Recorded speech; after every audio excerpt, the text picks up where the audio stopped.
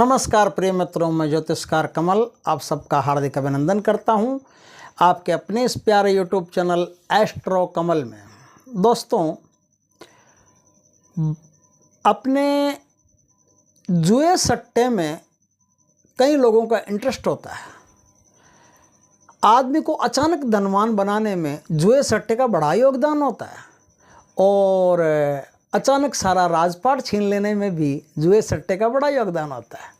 ये चक्रवर्ती सम्राट को जंगलों में भेज देते हैं और जंगली आदमी को चक्रवर्ती सम्राट बना देते हैं। एक रात में आदमी का भाग्य बदलने की क्षमता जो है वो सट्टे में। सट्टा मतलब सटा देता है एकदम। ये जो सट्टा है ना जी, इस सट्टा कभी गलती से भी खेलना नहीं चाहिए आदमी को, क्योंकि भगवान कृष्ण ने साफ मना किया है कि जुआ बड़ा ही विभत्सकारी होता है, बड़ा विप्लवकारी होता है। इसको किसी को भी कभी नहीं खेलना चाहिए। ज़िंदगी खुद एक जुआ है, तो क्या अलग से जुआ खेलना। लेकिन कभी कभी ऐसी परिस्थितियां आ जाती है जब धन की बहुत ज़्यादा आवश्यकता पड़ जाती है। जैसे कोई गरीब आदमी की बेटी हो, उसकी शादी ज़रूरी है, शादी तो करनी पड़ती है, लेकिन शादी करने के लिए पैसे नहीं है और पैसे नहीं है, शादी नहीं करते हैं तो इज़्ज़त ख़राब होती है। तो ऐसी परिस्थिति में वो करेगा क्या? कोई ऐसा आदमी है जिस बेचारे ने जीवन में अच्छे अच्छे कर्म किए, अच्छा काम किया, फिर भी उसका मकान दुकान या जो भी है सब बिकने की कगार पर आ गए हैं, लोन वगैरह इतना हो गया है। ऐसी परिस्थिति में वो क्या करेगा? किसी का बच्चा बीमार है और इलाज कराने के लिए पैसे नहीं है, ऐसी परिस्थिति में वो क्या करेगा? तो ऐसी परिस्थिति में कुछ फंसे हुए लोग हैं, वो यदि परमात्मा का नाम लेकर के सट्टे आदि में अगर अपना हाथ आजमाते हैं तो उसे प्रकृति बुरा नहीं मानती, उसे हम भी बुरा नहीं मानते। मैं जुए सट्टे की साधना कभी नहीं देता, लेकिन ऐसी परिस्थितियों में जो लोग फंसे हैं सिर्फ उनके लिए ही मैं जुए सट्टे की साधना का जिक्र करता हूँ, ताकि भगवान की कृपा से, मालिक की कृपा से आपकी जो फंसी हुई गाड़ी है वो निकल जाए। इस गाड़ी को निकालने के लिए कई साधनाएं हैं ऐसी जो मनुष्य की सहायता करने के लिए हमारे देवी देवताओं ने, ऋषियों ने इस धरती पर प्रकट की है। भगवान शंकर ने भी प्रकट की है, बहुत सारे साधु सन्यासियों ने भी प्रकट की है। तो ऐसी साधनाएं करके आदमी अपने जीवन में आई हुई मुसीबत से कुछ देर के लिए बच सकता है और फिर परमात्मा से प्रार्थना करने से पूरी तरह से भी बचा जा सकता है। दोस्तों, आज मैं एक ऐसी ही साधना आपके सामने बताता हूँ आपको, जो कोई इस प्रकार की परिस्थिति में फंस गया है। देखो, सीधी बात है कि मैं जो जुए सट्टे की साधना बताता हूँ भगवान की कृपा से, उसमें कोई भी प्रकार का ऐश मौज नहीं है, बस पैसा उड़ाएंगे, मौज करेंगे, बाई जी नचाएंगे, ऐसा कुछ नहीं है। शराब पीना, जुआ, शराब पीना आदि बुरे कर्म जो हैं वो इसमें शामिल नहीं है। ये अच्छे आदमी के लिए अच्छे कर्म करते हुए बुरे कर्मों से बचने के लिए थोड़ी देर की एक क्रिया है, जिससे आदमी अपनी फंसी हुई गाड़ी को निकाल सकता है, अटकी हुई नाव को आगे चला सकता है। दोस्तों, ये साधना जो है वो पीर साहब की साधना है ना। ये ख्वाजा पीर की साधना मानी जाती है, ख्वाजा खिजर पीर की साधना। ये साधना कई प्रकार से की जाती है, 3-4 प्रकार हैं इसके, तीनों चारों प्रकार जैसे जैसे मुझे समय मिलेगा मैं बताता रहूँगा। 3-4 प्रकार से साधना की जा सकती है।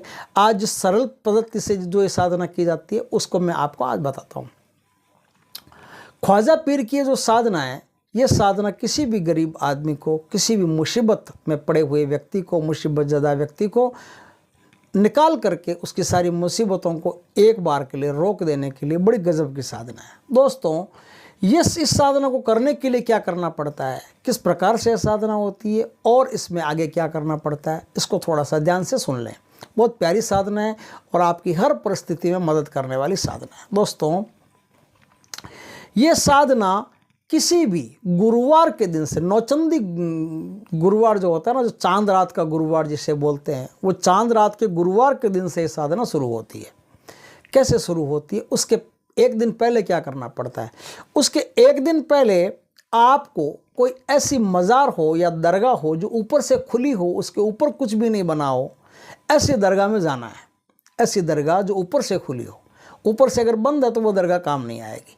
ऐसी दरगाह जो ऊपर से खुली हो, उस दरगाह में जाना है और उस दरगाह में जा कर के वहाँ बैठ कर के और आपको अरदास करनी है कि हे ख्वाजा खिज़र पीर, मैं कल से 42 दिन के लिए आपकी सट्टे की साधना करने जा रहा हूँ, मुझ पर कृपा करें और मुझे इस साधना में सफलता और सिद्धि प्रदान करें। ऐसा कह के वहाँ 5 अगरबत्ती जलाएं, 5 प्रकार के फूल रखें, 5 लड्डू रखें और 5 ही बतासे रखें। इस प्रकार से वहाँ रख करके और ये जो उनका फातिया होता है वो फातिया वहाँ चढ़ाएं, है ना। वो फातिया चढ़ाने के बाद में अब आप वहाँ से आज्ञा लेकर के घर आ जाएं। अगले दिन जो गुरुवार आता है, उस गुरुवार की रात से आपकी साधना शुरू होती है। साधना इसमें कोई किसी भी प्रकार का वो घेरा वेरा लगाने की, हिसार आदि लगाने की आवश्यकता नहीं है, न कोई बॉडी बांधने की आवश्यकता है, न कोई दृष्टिबंधन, न वो कि दिशा बंधन, कुछ नहीं है। सिंपल साधना है और सिंपल साधना आप आसानी से कर सकते हो। इस साधना के लिए आपको करना क्या पड़ता है, सामने एक लकड़ी का बाजोट हो, पश्चिम दिशा की तरफ आप अपना मुंह रख करके इस साधना को करोगे। साधना में किसी भी प्रकार की कोई फोटो नहीं होगी, सिर्फ याद किया जाएगा पीरों को, उन्हीं के नाम से सारा प्रसाद चढ़ाया जाएगा, उन्हीं के नाम से सब काम होगा। आपको कोई खास काम नहीं करना है। एक हरे रंग का कपड़ा लेना है, वो हरे रंग का कपड़ा किसी लकड़ी के बाजोट पर आपको पश्चिम दिशा की तरफ बिछा देना है। पश्चिम दिशा की तरफ बाजोट बिछा करके बाजोट पे हरे रंग का कपड़ा बिछा देना है और उस हरे रंग के कपड़े के ऊपर आपको क्या करना है, मिट्टी का एक शिकोरा लेना है बड़ा, उसमें शुद्ध साफ एकदम पवित्र जल भरना है। पवित्र शुद्ध साफ का मतलब है कि किसी भी प्रकार से वो दूषित नहीं हो, कोई रजस वाला स्त्री के हाथ नहीं लगे हों, किसी भी प्रकार से उसमें कोई भी प्रकार की बुराई नहीं हो। इस प्रकार से साफ शुद्ध जल वहाँ लेकर के रखें और वो जल लेकर के आप उस पाटे के ऊपर रख दें। उस पाटे के पास में आपको 5 प्रकार के फूल रखने हैं। 5 फूल नहीं, आप कहीं ये मत समझ जाना कि 5 फूलों का बोला तो गुलाब के तोड़ तोड़ के 5 फूल ले आए रख दिए। नहीं नहीं नहीं नहीं नहीं नहीं, 5 प्रकार के फूल रखने हैं, 5 अलग अलग प्रकार के फूल रखने हैं, है ना। जू, चंपा, चमेली, गुलाब, कनेर, कुछ भी हो, 5 फूल ले आओ, 5 प्रकार के फूल ले आओ। वो 5 प्रकार के फूल आपको वहाँ रखने हैं। 5 अगरबत्ती ही आपको जलानी है, बस इतना ही मटेरियल है और कोई मटेरियल नहीं है और कोई भोग वगैरह इसमें कुछ भी नहीं लगता। भोग लगता है खाली बृहस्पतिवार के दिन। बृहस्पतिवार के दिन आपको क्या करना पड़ता है, पीर फातिया देना पड़ता है। और पीर फातिया भी कोई खास बड़ा भारी काम नहीं है। पीर फातिया एक पान का पत्ता लेना पड़ता है, उस पान के पत्ते पर 5 बतासे रख करके जहाँ नदी हो, तालाब हो, सरोवर हो, वहाँ ले जा करके उसको पीर साहब के नाम से, खिज़र पीर के नाम से, है ना, आप उनको ले जा करके ख्वाजा पीर के नाम से रख देंगे। पानी के ऊपर वो विसर्जित हो जाएगा और वो पीर फातिया माना जाएगा।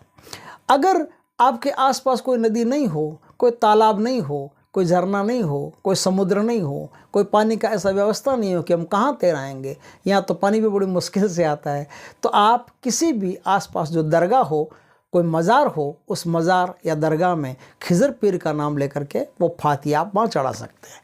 बस कहीं भी हो, दोनों में से किसी एक स्थान पर वो फातिया आपको दे देना है, वो फातिया माना जाएगा। हर बृहस्पतिवार को याद रख करके वो फातिया देना है।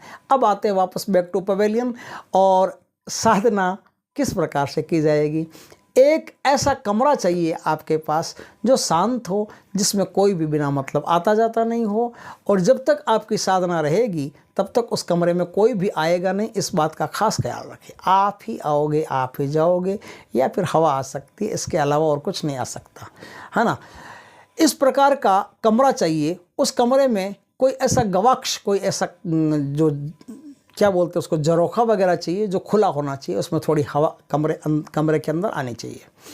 उस कमरे को साफ़ सुथरा करके, पवित्र पाक करके, और उस कमरे में आपको एक कालीन, दरी या आसन कुछ भी बिछा करके, आसन होना चाहिए सफ़ेद कलर का या फिर हरे कलर का, दोनों में से किसी भी कलर का। आपको साधना में सफ़ेद कपड़े पहनने हैं या फिर सफ़ेद तहमद और सर पे टोपी लगा करके इस साधना को करना है।